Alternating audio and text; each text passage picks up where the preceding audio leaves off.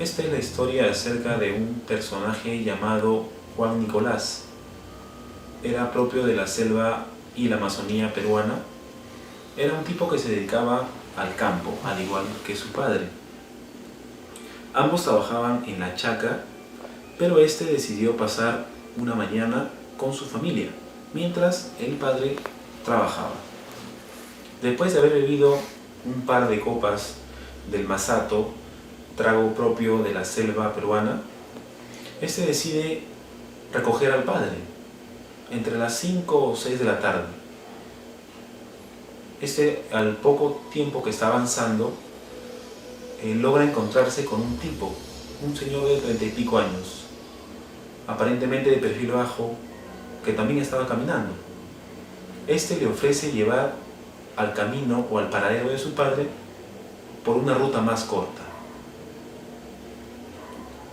Este tipo, sin ningún tipo de problema, acepta la propuesta del joven y decide acompañarlo. Con el paso del tiempo, él se va dando cuenta de que el camino se va haciendo un poco angosto y él le pregunta sobre qué camino están yendo.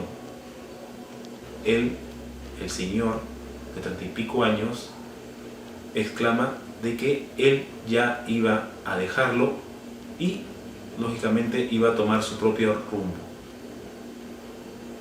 Juan Nicolás, extrañado, voltea a verlo para ver a dónde se había ido, puesto que lo había dejado en un camino muy solo, muy frío. Este simplemente da la media vuelta y se retira, dando una risa un poco diabólica y un poco extraña, como que si estuviera haciendo un rugido de un animal. Juan Nicolás, extrañado y a la vez con miedo, puesto que estaba en un paradero misterioso y desconocido para él, este simplemente decide gritar y pedir auxilio, exclamando y preguntándose a sí mismo dónde estaba, lógicamente sin ningún tipo de respuesta. Los padres de Juan, al pasar de los días y después de haberlo buscado tan intensamente, logran encontrarlo, pero este estaba fuera de sí, estaba desubicado, desorientado, sin saber qué decir o qué hablar. Parecía que el diablo se hubiera llevado su alma. Estas personas eran creyentes de los chamanes o brujos que abundan en la selva peruana. Ellos, sus familiares, acuden a estos brujos para que restauren la salud de Juan. Los brujos, al pasar de los días, no lograban encontrar o resolver el misterio del por qué estaba Juan en ese estado, y pues deciden regresar al lugar donde lo habían encontrado.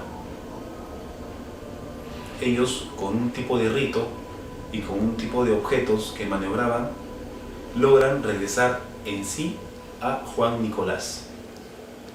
Este, a las pocas horas, reacciona ya prácticamente con el alma dentro de su cuerpo nuevamente y les empieza a contar todo lo que había pasado y ese ser misterioso que, según él exclamaba, no tenía pies. Este Chuquillaki, o digámosle así, el tunche que se le conoce en la selva peruana, es un demonio prácticamente que se le conoce como el diablo de los pies desiguales. Muchas historias se cuentan acerca de este monstruo, de este ser. Incluso algunos dicen que después de verlo, a los pocos días, esa persona desaparece. Esta segunda historia nos cuenta acerca de una pareja de esposos que vivían en la zona de la sierra. Producto de su matrimonio, había nacido un hijo que tenía aproximadamente ya 8 años. El señor tenía problemas constantes con el alcohol. Casi a menudo llegaba a su domicilio en estado de ebriedad y lógicamente al no estar cuerdo o al no estar en su sano juicio, pues abusaba de manera física y mental a su esposa. Un día, un sábado casi a las 2 de la mañana, este señor llega a su casa en un estado totalmente mal, desequilibrado y fuera de sí mismo. Simplemente toma la rabia y la cólera que tenía, pues había tenido un pésimo día en su trabajo, se la toma con su esposa.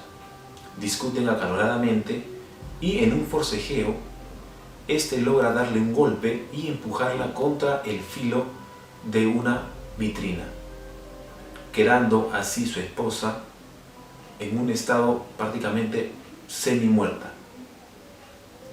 Este señor, al no saber si realmente había fallecido o no su esposa, simplemente opta por atarla en una bolsa o en un costal y sujetarla los pies y la cabeza con una soga o una pita. Y, posterior a ello, llevarla a un río que estaba cerca de su domicilio. Casi a la medianoche, el Señor arroja a su esposa a este río y simplemente este seguía su cauce propio de la naturaleza. Al poco tiempo, el Señor empieza a tener unos dolores en la espalda. Pensaba que simplemente eran producto de su trabajo, puesto que era campesino. No le da mucha importancia, simplemente va al doctor y, como de costumbre, el doctor le receta algunos medicamentos y alguna medicina para calmar el dolor. Los vecinos y familiares cercanos al Señor le preguntan sobre el paradero de su esposa. ¿Qué había pasado? De un momento a otro había desaparecido, sin dejar rastro, sin dejar huella. Este señor simplemente exclama de que los había abandonado. Un día que su hijo llegaba del colegio, el Señor se preocupa, puesto que ya había pasado el tiempo y este no preguntaba por su madre, que es de costumbre un niño de 8 años preguntar por su madre. Este le pregunta: hijo, ¿no extrañas a tu madre? ¿No te gustaría verla en algún momento? Y el niño responde: papá, no te preocupes, yo la veo casi todos los días.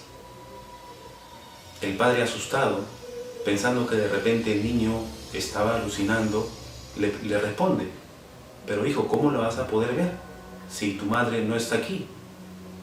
No te preocupes, papá, yo la veo a ella y hablo todos los días.